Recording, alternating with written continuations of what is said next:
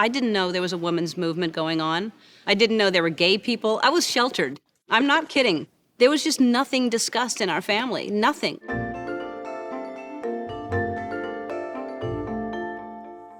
Everything was just kind of contained in our little bubble of our family, eating dinner and not talking about things.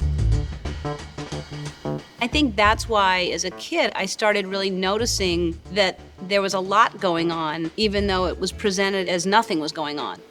So I looked at all the little idiosyncrasies of human behavior and what was sort of beneath the smile and beneath the facade of the family.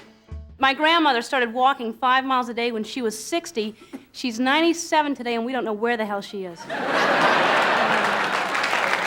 It was an odd thing for a woman to be a comedian, number one, and then to be a comedian the way I chose to tell jokes, which was non-gender specific. I didn't ever do ladies, am I right, that time of the month, don't you hate when guys do this? Mainly because I was gay and I didn't really focus on the difference between men and women. This is her first appearance on network television. Would you welcome Ellen DeGeneres?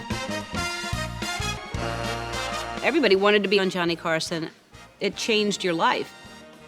It was my intention to be called over to sit down because he had never asked a woman to sit down, especially on the first appearance. Thank you very much. After the set, I was just too scared to look at him, so I looked over at Doc Severinsen. I looked everywhere. And then I finally looked over, and he was just like, you know, signaling me over. That's very clever and very fresh, and Well, that's wonderful hearing that from you. No, I mean it. It's good material. Thank you. Once I sat down with Johnny Carson, everything changed.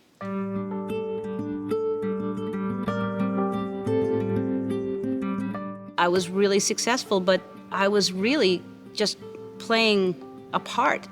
And then I'd go home and I'd let a little bit of me out, you know, I'd have a girlfriend. But the other part of the life was just trying to please everybody else, because God forbid they find out who I really am.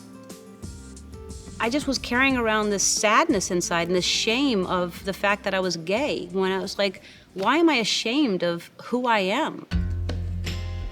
My manager at the time said, well, if you're going to come out, why don't we make it really interesting? Why doesn't your character come out? And it was the greatest thing that ever happened to me.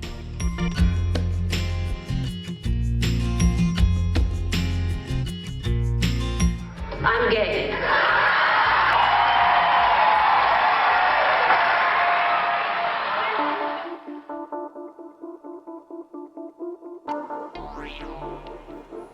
Right away, there were advertisers threatening to pull out. Someone called in a bomb threat on the stage. I was getting a lot of death threats. And then no one called me to tell me it was canceled. All the things that I had done for my whole career to get to that point was just sort of forgotten, and it was just that I was gay. So I just started writing again and reminding people that I was a comedian. I didn't say no to anything. I just did everything I could to remind people of who I was.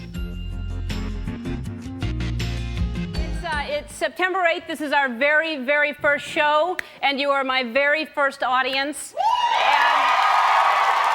A lot of people didn't maybe have high hopes for this show. So now I have amazing support from all of the station managers. I have amazing support from my fans.